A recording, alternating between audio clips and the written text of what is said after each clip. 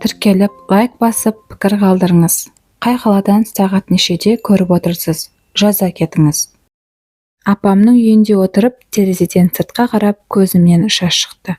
Ешкім байқамаса екен деп тығылып жылайтын болдым. Жаным босап кетті. Әкемнің өлгеніне 3 ай болды, бірақ мен әлі сенбеймін. Кейде ойлаймын, телефон шалып қоям екен деп. Балалық шақта үйге кіре бергенде, папам келіп отыр ма екен деп есікке қарай жүгіретін едім ғой. Енді сол есік ешқашан ашылмайды. Мен оның өлер алдында қайда болғанын да білмеппін. Кейін білдім, қарттар үйінде жатыпты. Менен ұшақ көше ары, күнде өтіп жүрген жерім, бірақ мен оған бармадым. Ол мені іздеді ме екен, күтті ме екен, білмеймін. Кешірші әке. Қарттар үйінде табалдырығын алғаш аттаған күнім әлі есімде. Қолым дірілдеп тұрды, жүрегім атқылап кетті. Сол жерге жұмыс сұрап кірдім, бірақ мақсатым өзім кінәлі болған дүниемнің бір шетін қалпына келтіру. Мен бөлмелердің біріне апарды. Бос кереует тұр екен, тап-таза, бірақ біртүрлі мұң бар. Жүрегім тарс етіп, кеудемнен шымырлап кетті. Сол кереуетте әкем жатқан екен. Көзі жұмылып, соңғы демін содан алған. Ешкім жоқ, ешкім ұстап тұрмаған. Өзімен өзі жалғыз. Мен дәл сол бөлмеге қарай жүгіріп кеттім. Сол жерде отырып алып, тіземді құшақтап, бала сияқты өкіріп жыладым. Қызметкер келіп, иығымна қолын салды. Қызыма едің, деді. Иә, бірақ тым кеш білдім. Сол күннен бастап мен сол қарттар үйінде жұмыс істей бастадым. Бастапқыда өзімді қинадым, бірақ жүрегімде ауыр сезім. Сон мен жуып шаюға тырыстым.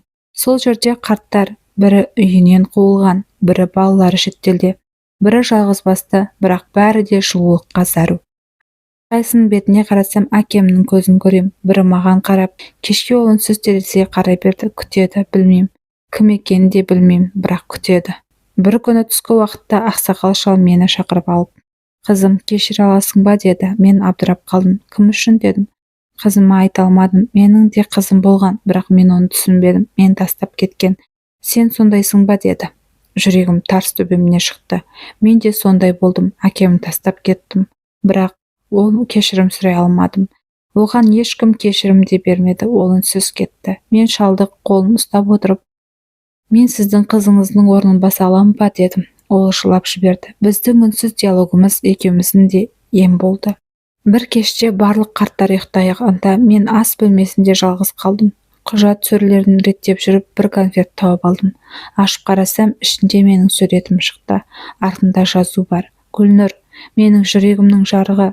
Мені кешір, мен сені жақсы көремін деген әкемнің жазуы. Кеудемде әлде бір ұшып кеткендей болды. Дем ала алмай жылап отырдым, бірақ бұл жолы жылау емес, жеңілдік еді. Мен енді бұл жерден кетпеймін. Әкем кеткен кереуеттің жанында қаламын. Мен өз әкемді жоғалттым, бірақ бұл жерде әр қария маған әкем секілді. Күнде таңертең бөлмелерді аралап, әр қарияға қалыңыз қалай, папа деймін. Олар күлімсіреп, менің де жүрегім жылып тартады. Мен әкемді енді ешқашан көрмеймін, бірақ мен оның аманатын орындап жүрмін. Ол менен махаббат күтті, мен енді сол махаббатты өзгеге беремін. Бұл өкініш, кешірімнің, сағыныш пен жылулықтың хикаясы. Әке мен қыздың арасындағы үндемеген махаббат жайлы. Бұл көп адамның ішкі айғайы, бірақ бұл тым кеш болмау үшін айтылатын әңгіме. Жақындарыңызды жақсы көріңіз, өкпелемеңіз, кешіріңіз. Қартайғанда емес, дәл қазір.